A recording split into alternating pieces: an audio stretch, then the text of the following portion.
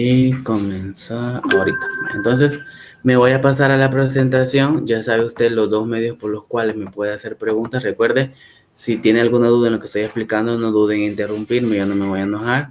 Y me hace la pregunta directa, cierra el micrófono para evitar interferencia y yo se la aclaro con mucho gusto. O me lo puede hacer a través del chat, ¿verdad? Se puede ir al chat, usted me escribe la pregunta, que yo regreso a leer si hay alguna pregunta y se la contesto en el momento. Bueno, para empezar, vamos a ver la definición de figuras literarias. La voy a ampliar un poco para que lo vean mejor. Y aquí nos habla de que las figuras literarias o retóricas, es importante aclarar esto, que usted puede encontrar en información donde hace referencia a que es una figura literaria o figura retórica. Ambas hacen referencia a lo mismo, no vaya a entrar ahí en duda y no vaya a qué hacer cuando lo encuentre con otro nombre, se refiere a lo mismo. Dice acá que son procedimientos estilísticos que sirven para embellecer y dar riqueza al lenguaje o reforzar ideas. Otorga un suplemento de significado de las palabras o hacer surgir sentimientos nuevos en nuestra percepción y relación con el mundo. Entonces, vamos a entender como figura literaria en términos generales como aquellas que utilizan los escritores para embellecer el lenguaje o para dar énfasis a lo que nos quieren expresar. También es importante recalcar que estas figuras literarias no son exclusivas de textos literarios o de obras en ese sentido literarias y que solamente ahí las va a encontrar, no. Hay muchas figuras que son de uso muy cotidiano, que tal vez usted las ha escuchado o las ha visto, o las ha utilizado, pero no se percata de que son figuras porque no las conoce a totalidad, ¿verdad? Hay expresiones comunes, como por ejemplo, no sé si ha escuchado cuando usted está pequeño, que está presumiendo a su papá y le dice, no, es que mi papá, o escucha que alguien dice, no, es que mi papá es bien fuerte, es tan fuerte como un roble. Entonces ahí ya está haciendo un uso de figura que se llama símil comparación, porque él está comparando a su papá, ya sea porque es alto o porque es fuerte, con un árbol, ¿verdad? También hay otras expresiones como vengo, no sé si han escuchado alguna vez, vengo tan cansado que traigo la lengua de corbata. Entonces ahí hace referencia a que alguien caminó mucho o corrió y viene tan cansado que trae la lengua de afuera, pero en ese caso es una exageración, se llama hipérbole, la vamos a ver más adelante, porque es imposible que la lengua le llegue hasta que le quede como corbata, por más cansado que la persona venga, ¿verdad? Entonces usted puede ver cómo hay muchos elementos que son utilizados desde esa perspectiva, sin embargo no logran captar o sea, uno no logra decir, esto es figura porque no los conoce a profundidad. Hay otro ejemplo, no sé si ha escuchado usted decir, ya va el señor de pelo de algodón. Entonces, ahí es una metáfora, están haciendo una comparación entre el pelo del señor, que ya está canoso, con el algodón por el color, ¿verdad? O por la textura, que puede ser suave. Entonces, usted puede ir viendo ahí cómo hay figuras que se utilizan en la vida cotidiana, pero que pasan desapercibidas por el desconocimiento que a veces se tiene de dicho tema. No sé si les quedó claro la definición o tienen alguna pregunta.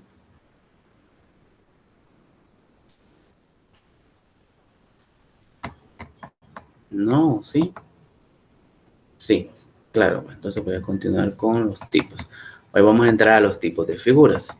La primera clasificación que aparece acá es la de figuras semánticas. Dice acá que son figuras que consisten en dar a una cosa o idea el nombre de otra, por estar relacionadas por el significado o por su semejanza. Actúan así otorgando un suplemento de significación, significado figurado, a los significados propios de las palabras. Y aquí entra lo que ya hemos hablado anteriormente en otras clases, lo del lenguaje figurado o lenguaje connotativo o denotativo. El lenguaje denotativo, por así decirlo, es el significado original de las palabras. Recuerden que yo hacía referencia sobre, siempre les pongo el ejemplo de un poema que dice, sus labios 2 pétalos de rosa. Ahí hay una metáfora. Sin embargo, si yo busco la definición de labios o de pétalos en el diccionario, la definición que yo encuentre ahí es una definición denotativa, es decir, el significado real de la palabra. Pero al momento que yo ya hago una comparación entre los labios de una mujer y los pétalos de rosa, ya sea por la textura, porque son suaves ambos, o por el color, si en el caso que la mujer los ande de color rojo. Entonces ahí ya estoy utilizando un lenguaje figurado o un lenguaje denotativo, porque ya estoy dándole otro significado a esas palabras que ya teníamos significado original, ¿verdad? También no sé si usted ha escuchado expresiones como las perlas de tu boca. Cuando yo digo las perlas de tu boca, ¿a qué creen ustedes que me refiero? ¿Alguien que me participe ahí? Para no estar hablando solo yo.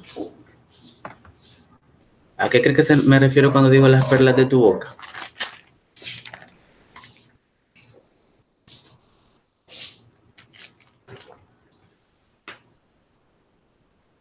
¿A alguien ahí no se le viene a la mente nada? Los besos. No, las perlas de tu boca. ¿Cuáles serían las perlas de su boca? Los dientes, profe. Los dientes, muy bien. ¿Quién me contestó? Yo, Keila. Vale, los dientes.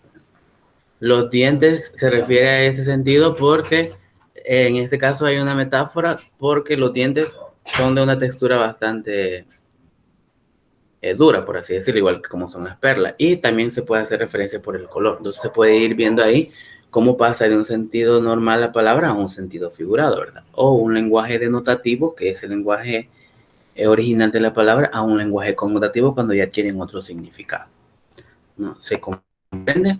Recuerde, si tiene dudas, hágamelas porque dentro de la presentación hay identificación de figuras y recuerde de que también implica puntos extras. Si usted se conecta a la clase todos los viernes, tiene un punto extra para el laboratorio, pero si usted además participa en la clase, tiene otro punto. Entonces, si usted saca 6, va a tener 8 en el laboratorio si tanto entra y participa.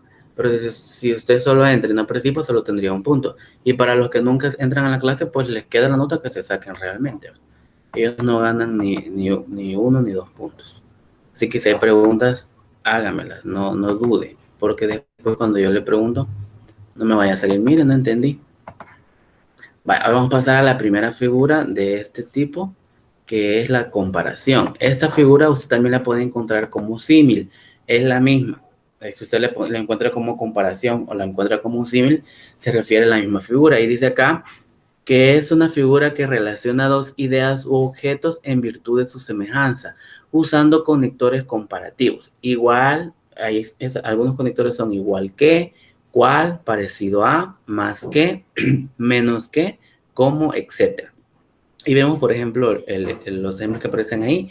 El río es como una serpiente de plata. Y ahí usted puede ver cómo, el cómo, acá, que es un elemento comparativo. Y la comparación se hace a partir de la estructura del río, ¿verdad? Cómo el río va avanzando, que puede ser parecido a cómo avanza una serpiente. Quizás por eso ahí se hace esa comparación. Y acá tenemos otro ejemplo como el que les ponía. Tus dientes son como blancos marfiles. Aquí está comparando los dientes con un marfil, que es un tipo de material bastante duro y también de color blanco. Y tenemos otro aquí, murmullo, que era el alma se eleva y va creciendo como volcán que sordo anuncia que va a arder. Entonces ahí está haciendo un murmullo con una comparación. Recuerde que un murmullo es cuando usted no habla fuertemente, no que se dice entre dientes. Entonces lo está comparando como cuando un volcán va a hacer erupción, ¿verdad? Que en ese caso puede dar señales mínimas, ya sea un temblor o que usted escuche ahí de repente un ruido. Cuando viene a sentir, viene la explosión definitiva. Entonces ahí hay una comparación en ese elemento. Keila levantó la mano, dice, no sé si quiere preguntar algo o participar. Recuerde, si tiene dudas, pues puede abrir su micrófono y hablar directamente. Vaya. Entonces, ese es el primer ejemplo. Entonces, en cuanto al símil o comparación, usted lo va a poder identificar claramente, es bastante fácil de identificarlo, porque está estipulado por los elementos comparativos, ya sea como, parecido a, igual a o entre otros. Ahora pasemos a la siguiente, que es otra comparación, pero de este otro tipo, que es la metáfora. Acá nos define que la metáfora es sustituye una idea por otra, en virtud de su semejanza o agrega el sentido figurado del término. Indica identificación, asimilación de un elemento con el otro, suele recibir el nombre de metáfora perfecta. Acá hay una comparación indirecta, por así decirlo, porque no se utilizan elementos comparativos. O sea, aquí hay una gran diferencia, aunque ambas, la metáfora como el símil, son para comparar. El símil utiliza elementos para poder ser comparado.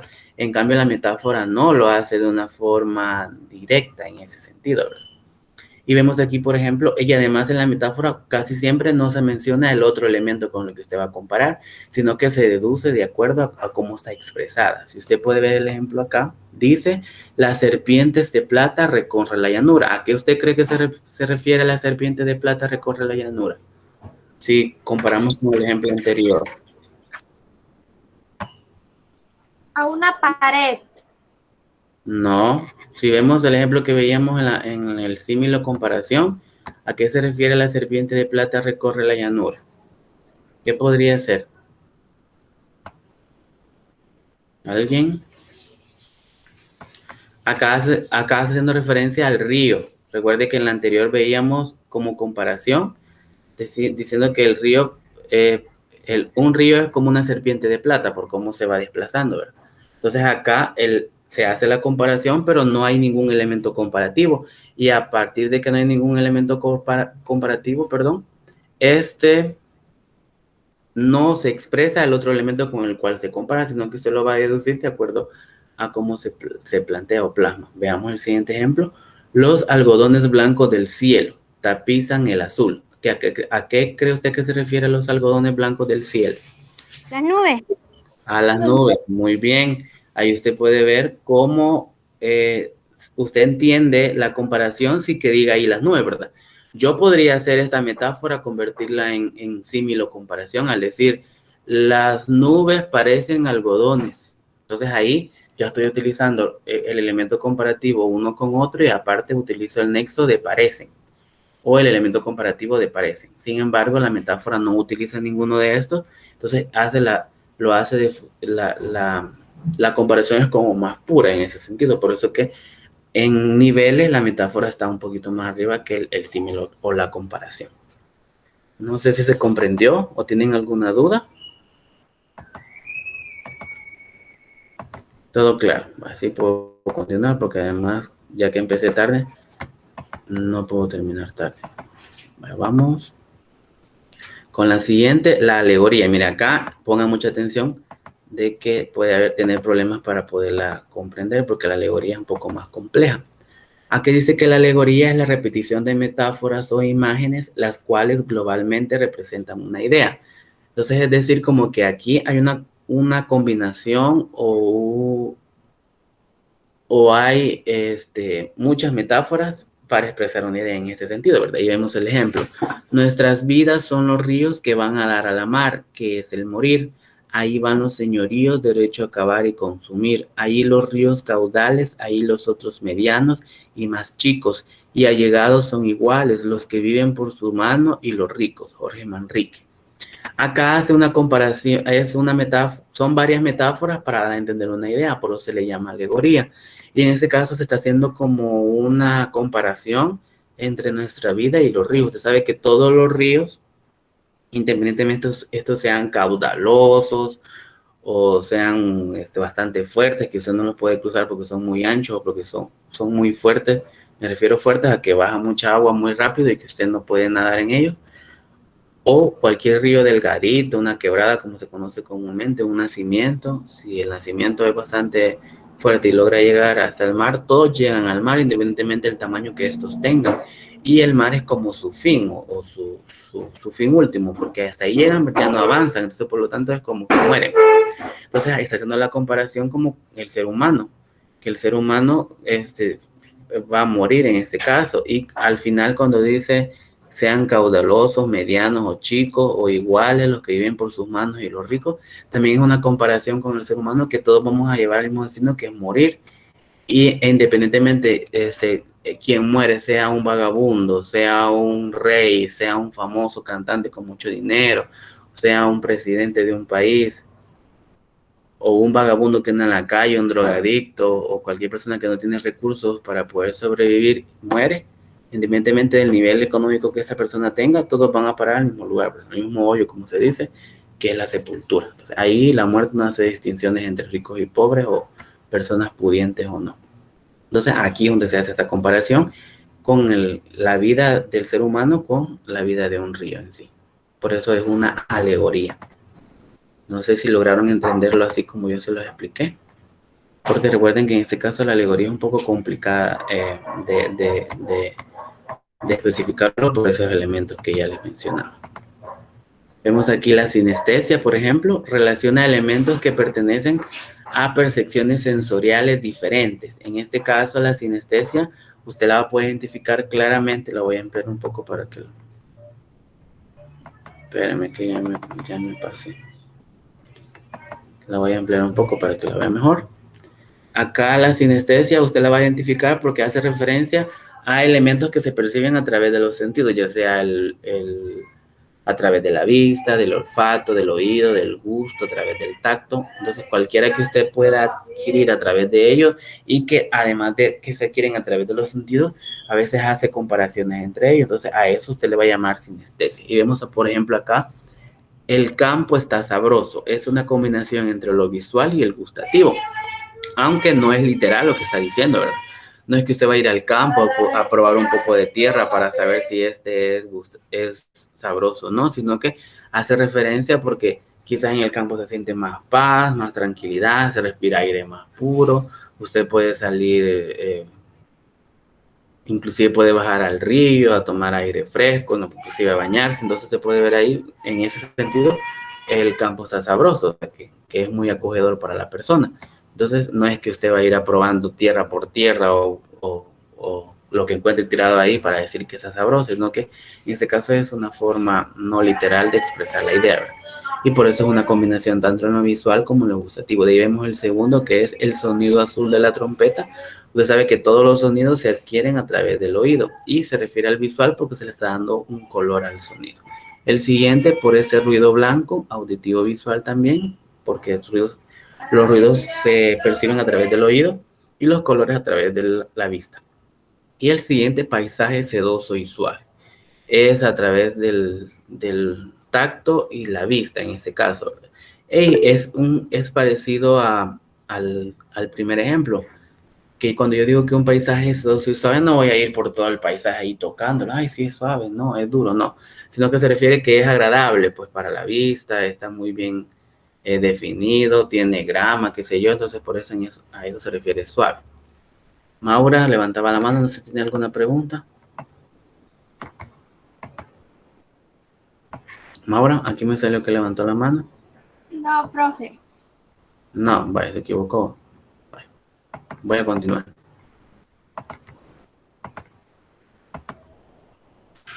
Ahora vemos la siguiente, que es metonimia. La voy a ampliar.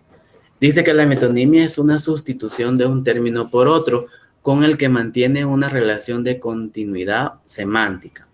Algunos ejemplos, porque las metonimias son varias, no solamente es una, son causa por efecto y viceversa. Si lloro es por ti. Entonces aquí está dando la causa y de un efecto, ¿verdad? El efecto es que está llorando y la causa es la persona por la cual está llorando. Y hay esa relación de continuidad. El siguiente, continente por contenido. Se tomó unas copas, perdón. Se tomó unas copas. Entonces acá no es literal que la persona vino, trituró las copas, las puso a licuar y se tomó el vidrio, no. Sino que se refiere al contenido que estas copas tenían. Ya podría ser vino, podría ser jugo, agua, qué sé yo, lo que se pueda verter sobre una copa y tomarse. Entonces a eso se refiere. E igual hay una expresión que mucha gente se ríe o piensa que está mal estructurada, sin embargo puede ser aceptada de acuerdo a esta figura que es continente por contenido o contenedor por contenido. Cuando usted no sé si ha escuchado cuando alguien llega a comprar o usted ha utilizado cuando dice, me da 2 bolsas de agua. Entonces obviamente usted no se refiere a que le van a dar las bolsas hechas de agua, sino que se refiere al contenido de esas bolsas que contienen agua. Entonces no es que esté mal estructurado o mal dicho, sino que está basado en esta figura literaria que es continente por contenido. Es decir, usted hace referencia al contenedor o la cosa que lo contiene y no a lo que está dentro. En ese sentido, pero se dice de esta manera. El siguiente, materia por el objeto, vainó el acero.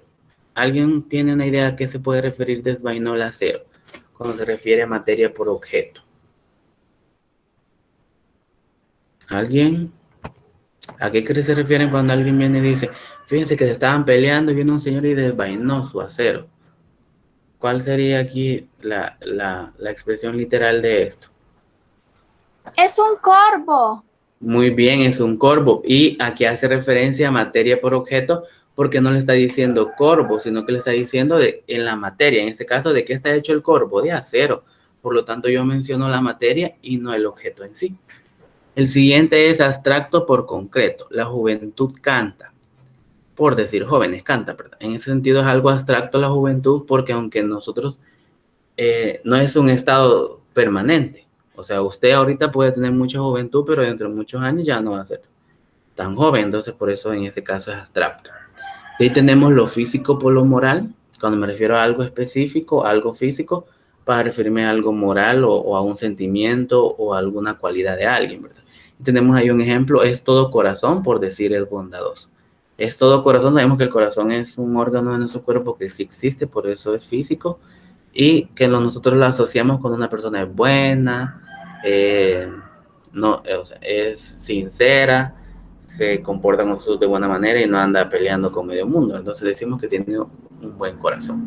Y vemos el otro ejemplo que dice autor por obra. Es cuando me voy a referir al autor y no a la obra en sí. Y vemos, por ejemplo, aquí fue subastado Mata. Mata fue un pintor muy reconocido, pero cuando me refiero fue subastado Mata, me refiero específicamente a una pintura de él, ¿verdad? A una obra pintoresca de él, no al pintor. O igual cuando digo estoy leyendo a Cervantes, estoy leyendo un libro que escribió Cervantes, no al escritor. O sea, ustedes los que están leyendo Romeo y Julieta, los que leyeron Romeo y Julieta el año pasado, recuerdan. Puede decir, yo estoy leyendo a Shakespeare, o usted se está leyendo Bola de Cebo, puede decir, yo estoy leyendo a Guy de Maupassant. Está leyendo la obra que se llama Bola de Cebo de él, no al escritor. Entonces acá es decir al autor para referirse a la obra en sí. Entonces por eso en este caso está especificada la metonimia. A ver otro ejemplo. Sinécdoque. Acá es un tipo de metonimia, pero más específica. Dice que es un tipo de metonimia en donde la relación de continuidad es de inclusión. Uno de los términos es el mayor o menor extensión o forma parte de su conjunto, que es otro. Y tenemos, por ejemplo, la parte por el todo. Quiero ver si lo puedo ampliar para que lo vean mejor. Tenemos ahí la parte por el todo y el ejemplo es pidió la mano de su novia. Acá, si usted lo toma literal, es como que el padre viniera y le cortara la mano a su hija y se la diera al novio. Pero no es a eso lo que hace referencia. Cuando dice la parte por el todo, se refiere a que el novio pidió en casamiento a su novia y el papá se la accedió. Cuando se refiere a la parte, es que le está pidiendo la mano en realidad, pero él se quiere casar con la mujer, ¿verdad? Con la novia completa, no solamente con su mano. Por eso es mencionar una parte para referirse a todo. La otra es al revés, ¿verdad? El todo por la parte. Jugó en el estadio para referirse a que jugó en la cancha del estadio, porque el estadio implica muchas cosas, implica graderío, implica baños, vestidores, también parqueos, el lugar, no sé cómo se llama el lugar donde están los demás jugadores que están de cambio, cuando uno se lesiona sale otro a jugar, entonces están ahí, o sea, cuando dice jugó en el estadio, los asientos de reserva, entonces ahí no significa de que el jugador anduvo jugando en el graderío, en los baños, sino que jugó específicamente en la cancha, la que tiene grama, ¿verdad? Entonces, es mencionar todo para referirse a una parte específica, pero eso se sobreentiende.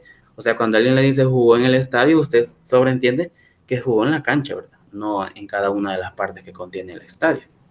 El otro, singular por el plural, y ahí me puedes ver Chile es la tierra de los Nerudas y Mistrales, por referirse a Neruda y Mistral, que son dos grandes escritores chilenos que inclusive ambos ganaron el Premio Nobel de Literatura.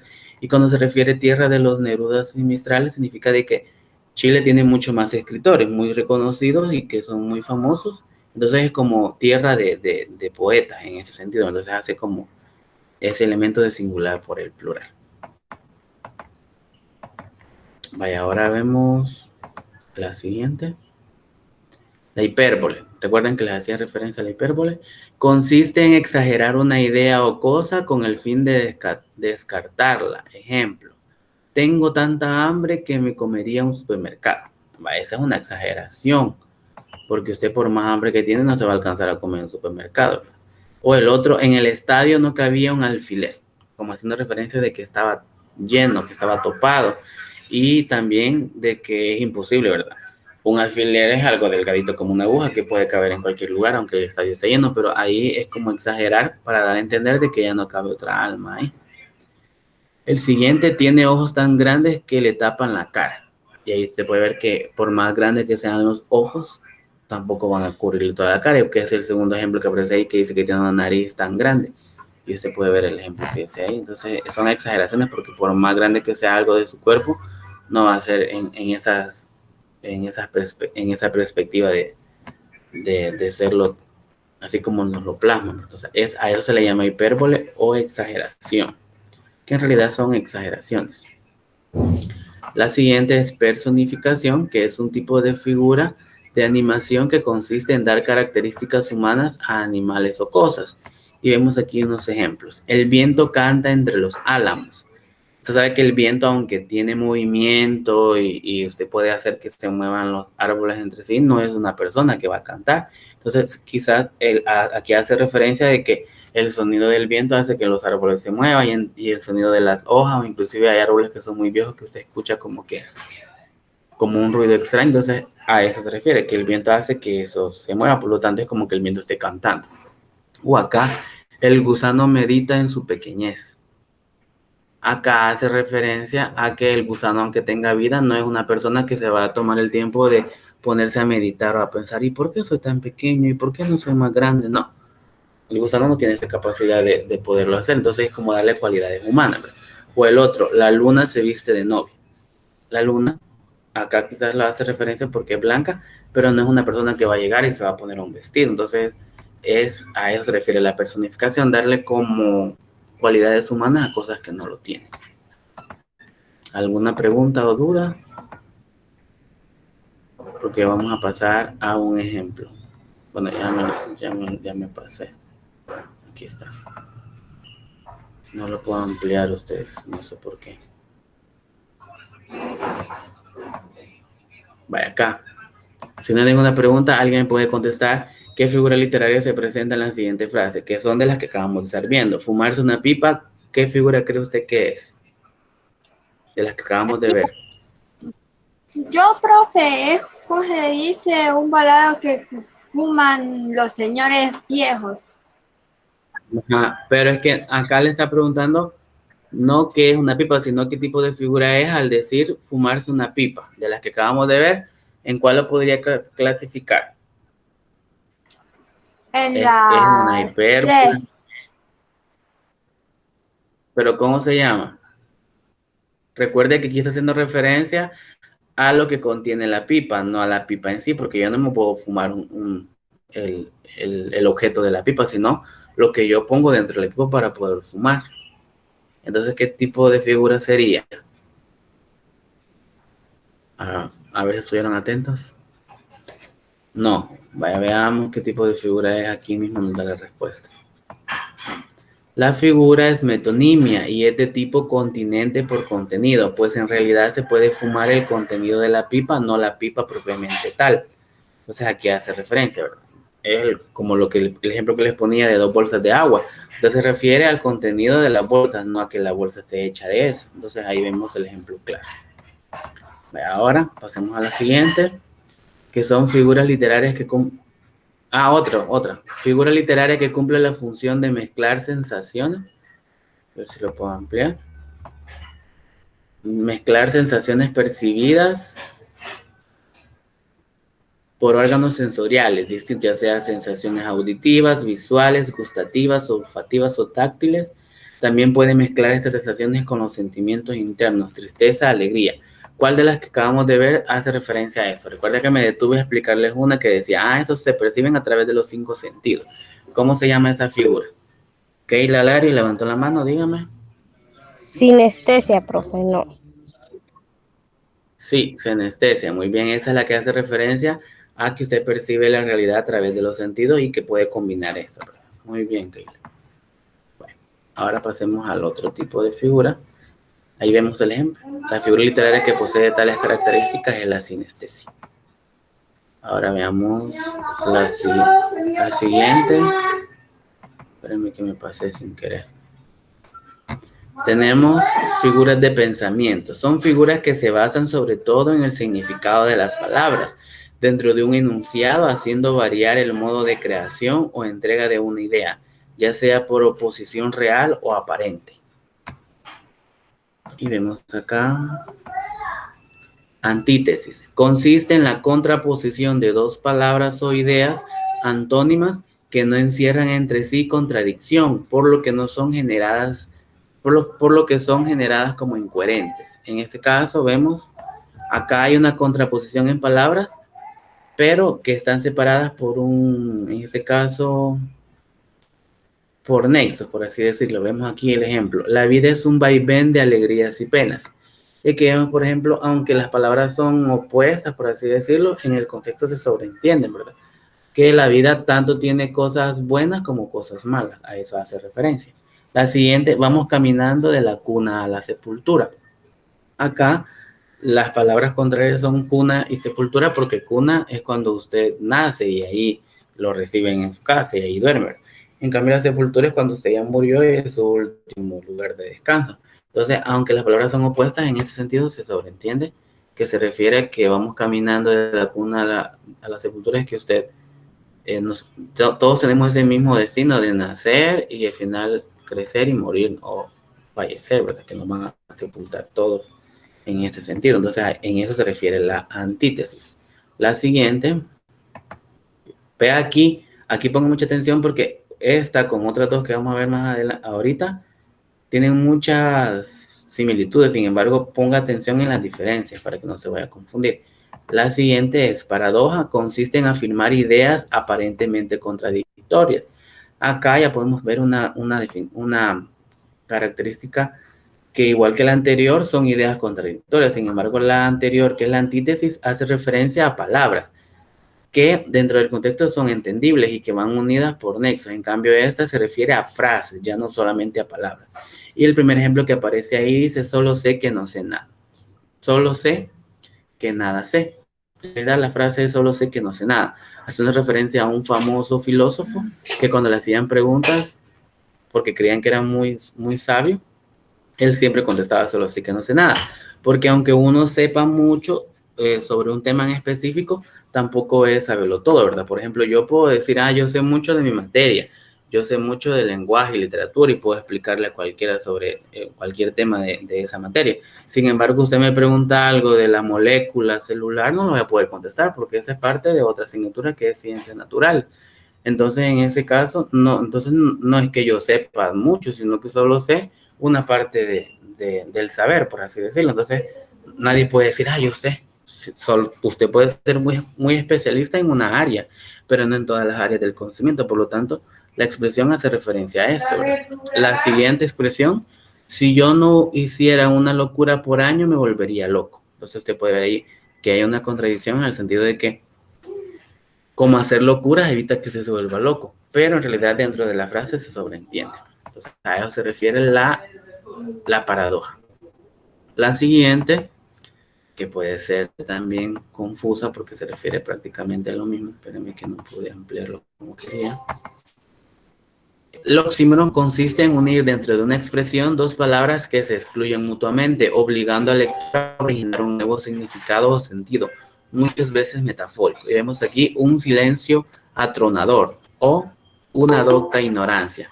Cuando me refiero a un silencio atronador, puede ser un silencio bastante, o sea, es tan silencioso que usted siente como que está solo y que se siente como con miedo. Porque silencio sabemos que es algo que no se escucha ningún ruido, y atronador es algo muy fuerte. O una docta ignorancia es cuando docta significa algo, un doctor, por ejemplo, alguien que sabe mucho. Pero hay gente que sabe mucho que en su misma forma de expresarlo parece ignorante porque no logra expresarlo como tal. Entonces, docta e ignorancia son como palabras opuestas que dentro de ese contexto son muy identificables. Entonces, para evitar confusiones, la antítesis, que son palabras contradictorias, usted las va a ver unidas por nexos y que dentro del contexto se sobreentiende. La paradoja son contradicciones, pero entre frases más extensas, no palabras. En cambio, el oxímoron, la contradicción, son palabras que van seguidas. No hay ningún elemento ahí que los una y se refiere a palabras específicas, para que lo tenga claro, porque vamos a ver un ejemplo más adelante. Ahora veamos la siguiente, que es la ironía. La voy a ampliar acá. Permítame que no la amplíe. Vaya acá. Figura en la que se expresa lo contrario de lo que se piensa, pero dejando entender el pensamiento verdadero. Ejemplo, salió de la cárcel con tanta honra que le acompañaron 200 cardenales, salvo que a ninguno le llamaban eminencia. Eso usted puede ver ahí, que es una ironía en decir de que alguien sale de la cárcel, pero sale con otros delincuentes ahí, no solo porque salga con otro montón de gente vestida igual, porque recuerden que en la cárcel usan uniforme, ¿verdad? Va a ser honroso, sino que es porque son igual que él en este caso, ¿verdad? A eso es la parte irónica. La segunda es la enumeración. Es la acumulación seriada de conjuntos complejos o de elementos de un conjunto, simples que pueden ser asíntoton o polisíntoton. Y vemos aquí un ejemplo. Cuando Roma es cloaca, mazmorra, calabozo, catacumba, cisterna, albañal, inmundicias, ventanas rotas, grietas, cornisas que se caen, Rafael Alberti. Y usted puede ver cómo se da la enumeración, que es una combinación de palabras que van unidas entre sí a través de signos. Y ahí puede ver usted cómo se va enumerando cada palabra, desde que empieza cloaca, mazmorra, calabozo, y ahí va enumerando, pero se llama así. Y tenemos el otro ejemplo, que es una enumeración caótica. Y dice acá que son enumeraciones cuyos elementos no guardan entre sí una relación lógica, aunque finalmente resulten coherentes observados en su contexto. Es una figura característica de la poesía y de toda la literatura contemporánea.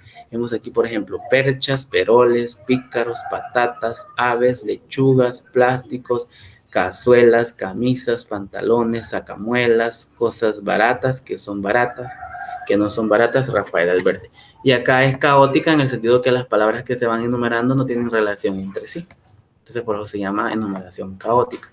En cambio, en la otra que vemos sí estaban relacionadas porque se referían en ese caso a todo lo feo que tenía Roma en su apogeo. Ahora vamos a ver acá, a ver si logra identificar qué tipo de figura es esta, la que acabamos de ver. ¿Qué figura literaria se presenta en el siguiente verso? Placeres espantosos y dulzuras horrendas.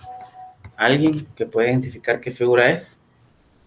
De las que veíamos anteriormente, ¿es antítesis, es paradoja, es oxímoro, es ironía o es enumeración? ¿Cuál de las que acabamos de ver ahorita usted cree que es esa? Placeres espantosos y dulzuras horrendas. ¿Alguien? La 3. La 3, pero ¿cómo se llamaría? ¿Cuál sería? Maura. Le dije antítesis, paradoja, oxímoron, ironía Oxímoro. o enumeración. Muy bien, es oxímoron en el sentido de que está utilizando palabras contradictorias sin ningún elemento que los esté uniendo, ¿verdad? Por ejemplo, placeres espantosos, sabemos que algo placentero, algo que a usted le gusta, que le da como, que le llena, por así decirlo. En cambio, algo espantoso no puede ser placentero. Entonces ahí puede ver cómo hay una contradicción. Dulzuras horrendas, algo que es dulce no va a ser feo o horrendo. Entonces ahí usted puede ver. Muy bien, Maura. Ahora, para ir finalizando, porque ya nos queda poco tiempo, vamos a pasar a la otra rápidamente. Y aquí nos explica, la figura literaria que presenta es oxímoron, como decía Maura. Ahora vamos a ver las figuras fónicas o de sonido. Son aquellas que utilizan la materia sonora del lenguaje como recurso poético o expresivo. Y vemos acá la aliteración o asonancia, que es la repetición de la misma letra o sílaba para lograr una vinculación entre la sonoridad y el referente. Ejemplo, sobre el tímpano cesa el siseo de fondo. Y vemos acá que la aliteración es la repetición ya sea de una letra o sílaba, y acá es el sonido de la S y la C, ¿verdad? Que nosotros no, en Latinoamérica sobre todo, no hacemos como esa diferencia entre C y S, por eso que a veces tenemos la mala costumbre de escribirlas de forma incorrecta, pero como no tenemos un elemento que diga, la S se pronuncia así, la C se pronuncia así, nosotros la pronunciamos igual y por eso que hay mucho problema a la hora de la ortografía. Ahí tenemos acá el otro ejemplo, con el ala elevé el suave abanico. Y puede ver cómo hay repetición de la letra L, o suene sonoro el suave silbido de la serpiente. Aquí la repetición constante de la S. Entonces, por eso se llama literación. Ahora vemos la siguiente, que es el retruécano o conmutación. Dice reiteración de una proposición invirtiendo el orden de los términos. Con ello genera un nuevo sentido, muchas veces inverso al anterior. El ejemplo, me causa más contento poner riquezas en mi pensamiento que mi pensamiento en las riquezas. Acá el retruécano es lo último, riquezas en mi pensamiento que mi pensamiento en las riquezas. Lo que hace retruécano es darle vuelta a las palabras, es como cambiar el orden. Y podemos ver otro ejemplo acá, piensa el sentimiento y siente el pensamiento. O sea, es como darle vuelta a las palabras, por eso se llama retruécano. Hay un retruécano bastante identificable en una obra de William Shakespeare que se llama Macbeth, donde inicia, son una especie de brujas como haciendo su conjuro o una brujería en un cementerio y comienzan diciendo, es hermoso lo horroroso y lo horroroso es hermoso. Ahí se puede ver un ejemplo de retruécano porque están haciendo como ese cambio de palabra. Vamos a ver acá otro ejercicio. ¿Qué figura literaria fónica está presente en este ejemplo? Siempre se ha de sentir lo que se dice, nunca se ha de decir lo que se siente. Es la última que usted dijo, profe. ¿Cómo se llama?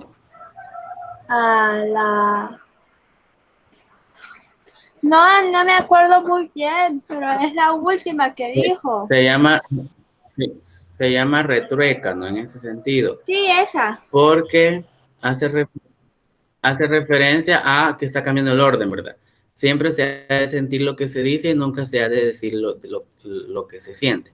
Además, también da un mensaje en el sentido de que cuando usted va a decir algo porque realmente lo siente. Por eso no es recomendable que usted, cuando se pelee con alguien, su mamá o algo, saque toda la furia en el momento, porque a veces uno por el enojo dice cosas que no siente y al final termina ofendiendo a la persona, ¿verdad? Por el simple hecho de sacar las cosas en ese momento. Entonces, por eso acá hace como esa aclaración. Y a la vez, como dice Maura, es un retruécano que vemos en la respuesta. Bueno, ya para finalizar, rápido, vamos a pasar a las últimas, que son figuras sintácticas. Se utilizan para modificar la secuencia lógica del enunciado mediante los siguientes procedimientos: repetición, supresión o alteración del orden habitual de los términos. La primera que aparece acá es como el epíteto, dice, utilización de adjetivos explicativos que manifiestan cualidades inherentes al sustantivo, por lo tanto refuerzan su cualidad. Y vemos acá, por ejemplo, cual queda blanco lirio cuando pierde su dulce vida entre la hierba verde. O sea, acá el epíteto es como darle características a cosas que ya sabíamos que eran de ese tipo, pero se utilizan para darle como énfasis. Por ejemplo, todos sabemos de que los lirios son blancos, entonces, pero acá no lo hacen hincapié, ¿verdad? O que la hierba es verde, entonces, por lo tanto, ese es el epíteto acá. Y la otra, por ti la verde hierba, el fresco viento, el blanco lirio y la colorada rosa y dulce primavera deseada. Acá vemos el ejemplo de la verde hierba otra vez. Todos sabemos que el viento es fresco porque nos da frescura, porque viene a veces muy heladito y todo. El blanco lirio otra vez, o la colorada rosa cuando se refiere que la rosa es de color roja. Entonces ahí vemos en este caso ejemplo de epíteto. Ahora vemos la gradación, que es la utilización escalonada de ideas interrelacionadas, ya sea en orden ascendente o descendente. Ejemplo, ascendente, cuando va de más a menos, ¿verdad? Acude, vuela, traspasa la alta sierra, ocupa el llano, o sea, está dando un orden específico. O de forma descendente, en tierra, en humo, en polva, en sombra, en nada. Es como que empieza como decayendo la idea. Entonces, esa es la gradación. La siguiente es la anáfora, que dice que es una figura de repetición en la cual se reiteran unas palabras o frases al comienzo de la oración. Ejemplo, entre plumas que asustan, entre noches, entre magnolias, entre telegramas, entre el viento del sur y el oeste marino viene volando. Y vemos un ejemplo. Acá, ¿por qué fue desterrada la azucena? ¿Por qué la alondra se quedó sin vuelo? ¿Por qué el aire de mayo se hizo pena? Vaho la dura soledad del cielo. Y aquí vemos la repetición de la primera. ¿Por qué? ¿Por qué? ¿Por qué? Esta es una metáfora que es la repetición del principio de cada verso. La siguiente, polisíndeto, hace referencia a tipo de relación que consiste en el uso reiterado de conector, especialmente los copulativos o disyuntivos, acentúa la expresión. Cuando se refiere al uso exagerado es que usted utiliza mucho conector, por eso es polisíndeto, y vemos el ejemplo primero, ¿verdad? Y ríe, y llora, y aborrece, y ama, y guarda un rastro de dolor y el gozo. Va a ver cómo se repite constantemente la I, o el siguiente. Y llegué y vi de lo que se trataba. Me marché sin decir nada. Alguien barra y cante y barra. Suescos con las madrugadas. Se puede ver cómo se utiliza la I exageradamente, pero se llama polisíndeto. Ahora vemos el siguiente, que es el asíndeton, que es lo contrario. Acá dice ausencia de los nexos de coordinación. El enunciado y sus miembros se conectan por juxtaposición. Realza el carácter impresionista de lo expresado. Y vemos el primer ejemplo. ¿Cuántos idiomas en el lecho de este río gritan boca cerrada? Coraza de lengua del alcino de esta ciudad. O el otro, fuego, fuego, zagales, agua, agua, amor, clemencia que se abraza el alma. Y usted puede ver acá, por ejemplo, cómo no hay ningún elemento que los esté uniendo, ¿verdad? Entonces el polisíndeto es cuando hay muchos elementos que lo unen o exagerados. Y en el asíntoto es cuando no hay ninguno y solamente se separan por signos de puntuación, en este caso la coma. Y la elipsis, que consiste en la omisión de uno o varios términos de la oración, lo que se puede obtener a partir del contexto. Es decir, que aquí ya no se menciona cierto elemento porque se sobreentiende. Tenemos, por ejemplo, por una mirada un mundo, por una sonrisa un cielo, por un beso yo no sé qué te diera por un beso. Sigue ahí la expresión. Entonces usted puede ir acá de que en las primeras dos versos se expresa, ¿verdad? Por una mirada a un mundo, por una sonrisa a un cielo, por un beso, y aquí se elimina lo que se diera, ¿verdad? Solo dice yo no sé qué te diera por un beso. Entonces aquí hay una eliminación de ese caso. Y vemos la siguiente, la última de las figuras que vamos a ver esta mañana, que es el hipérbato o contraposición. Dice acá que consiste en la alteración o ruptura del orden lógico gramatical de las palabras en la oración para destacar determinados elementos frente a los demás. Por ejemplo, para acá usted sabe que el orden lógico de una oración es sujeto, verbo y predicado, lo que conocemos comúnmente como sujeto y predicado. Sin embargo, acá inicia con cualquier otro elemento menos el sujeto. Y vemos el ejemplo de acá. Para no llorar, recuerdo lluvia tu mensaje. Del monte a la ladera, por mi mano plantado tengo un huerto. Entonces se puede ver ahí de que no tiene un orden lógico en cuanto a una oración se refiere. Por eso se llama hipérbato o transposición. Vamos a ver este ejemplo. ¿Qué ejemplo sería? Ya para ir terminando. ¿Qué figura literaria sintáctica se presenta? Volverán las oscuras golondrinas en tu balcón su nido a colgar. ¿Cuál puede identificar usted ahí? ¿Alguien que me diga? Maura, dígame. ¿Qué figura cree usted que es? Es la segunda. ¿Segura? Sí, segura. ¿Y cuál fue la segunda que di? No lo recuerdo. No, muy bien, no. No, bueno, ¿alguien más que quiera participar? Que no esté de acuerdo que sea ese y que crea que sea otra, puede participar ahorita. Nadie. Bueno, en este caso hace referencia a la última que expliqué, que es el hipérbato, porque está cambiando el orden lógico de las oraciones. Usted puede ver, inicia con el verbo, ¿verdad? Volverán las oscuras golondrinas en tu balcón su nido a colgar. Cuando el orden lógico podría ser las oscuras golondrinas volverán en tu balcón sus nidos a colgar. Entonces acá es un ejemplo de hipérbato, porque se está cambiando el orden lógico. Si no, veamos en el ejemplo que aparece acá. La figura literaria que se presenta es el hipérbato. Y ahí vemos el ejemplo. Bueno, hasta ahí llega la clase. Voy a dejar de grabar.